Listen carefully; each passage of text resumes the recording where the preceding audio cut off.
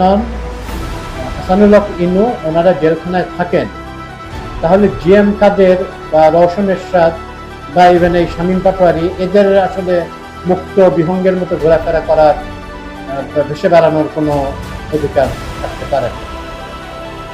এরা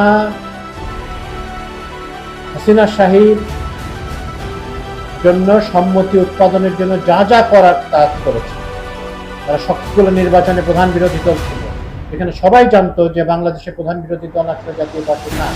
জাতীয় পার্টির রংপুর বেল্টের বাইরে এমন কোনো প্রভাবই নাই, এবং রংপুরেও তাদের কোনো প্রভাব কমেই আছে।